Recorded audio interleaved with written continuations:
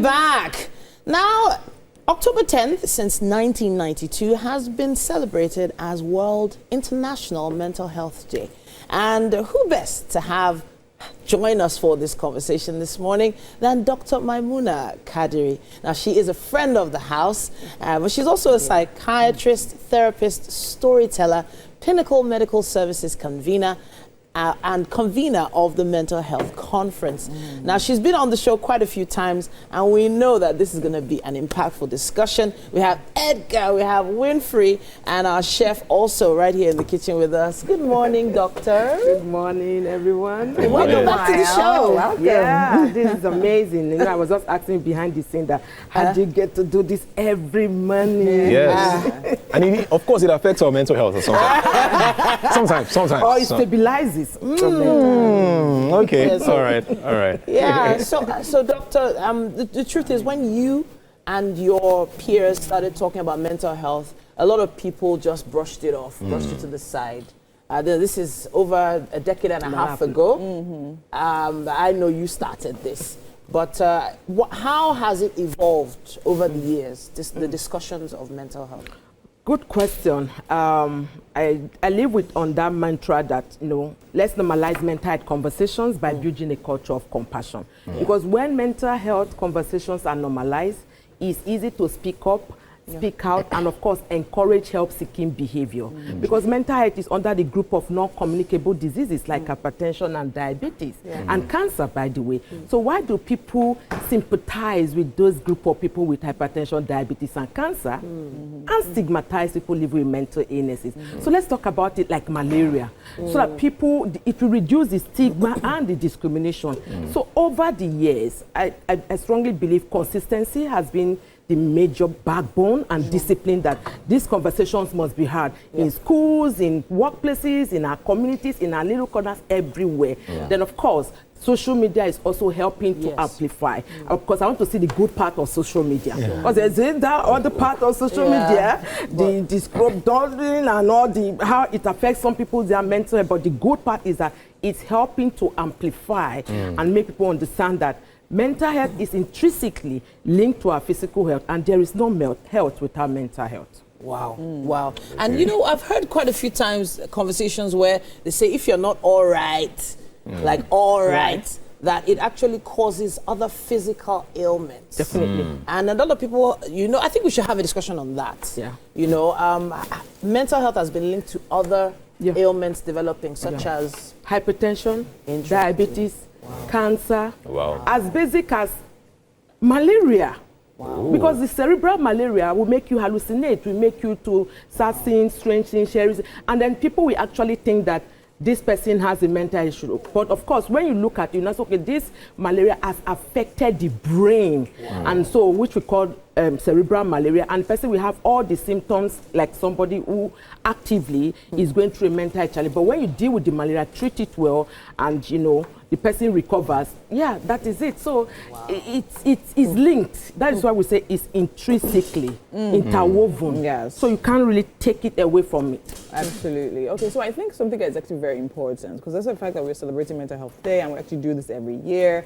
I think something that is important we talk about is the causes. I know we've had this conversation before, but the truth is that we need to keep having them, right? A lot of people who think, I know stress could be one of them, is definitely one of the major things. And people think of, okay, how stress is, something's part of our lives. People are like, you need to work, do you understand? So I want you to literally dive into how bad stress actually affects the mental health for both male and for female. I would say that again is a very beautiful question to ask. And during COVID, because our attention span even became shorter, I had to break it down to an acronym to make it easy for people to know when you say I am stressed. Is it the S? Is it the T? Is it the R? Is it the E? Is it the second or the last S?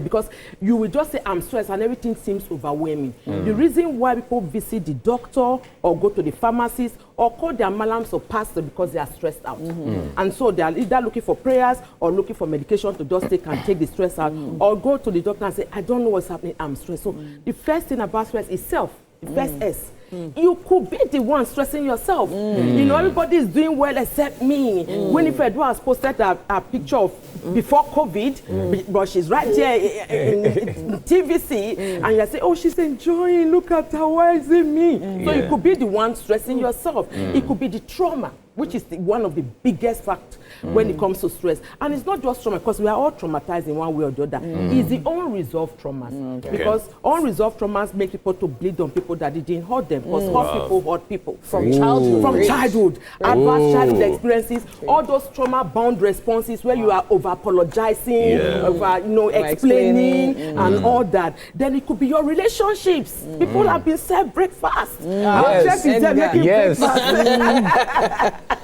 So if people are served breakfast, that could traumatize them, that could make them stress out. Or it could be economic or financial. I don't know how much is in your bank account, but my bank account is not banking. So it could be economic or financial. It's not accounting. So it could be economic or financial. It could be school or work related. And the last one, it could be sickness. It may not be you, it may be somebody in the family. And once one person is sick in the family, it affects other people. So when you say, I am stressed, is it the self, is it trauma, is it relationship, is it economic, is it school or work, or is it sickness or health? I want to talk a little bit about the men and what the society expects from men. You know, we're in a society where they expect men to be strong, to man up, men cannot cry, men cannot be seen as weak. You can, as a man, you shouldn't even say you're tired just like that, you know. So I'm just wondering here, what's your advice for men who are probably just wondering how they can speak out or get that help? What should they do?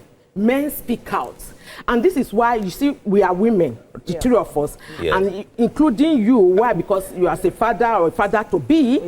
Let's start teaching our boys to cry. I teach my boys. Let's start telling our boys it is okay to cry. All this man not be a man, men don't cry, it's all making our men to become more suicidal, and men die by suicide more than the women. So it is best for men to speak up. Yes, I know that. So why would I cry? Okay, go and cry in your toilet. Go and cry in your car.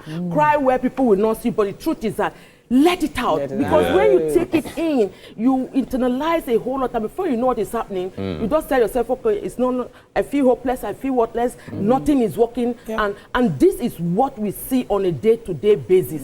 So we have to create those safe spaces in our schools, in our churches, in our workplaces for people to open up and talk about what they are dealing with. And when we normalize mental health conversations, nobody is going to look at you with bombastic side eye and say, there's something wrong with you. Okay, so I was actually going to throw in the theme for this year, which is access to services. Now, I feel like a lot of people don't know where to go to get this. So they know where to go when they want malaria drugs. They know where to go when they have typhoid. But where do you go to truly assess your mental health? I think the first thing is when we all acknowledge that we all have mental health, but we do not have mental illnesses. Because 1 in 4 Nigerians, and of course in the world, or anywhere, anybody, 1 in 4 we have a mental related. So acknowledge that fact. Then of course start with self-care tips.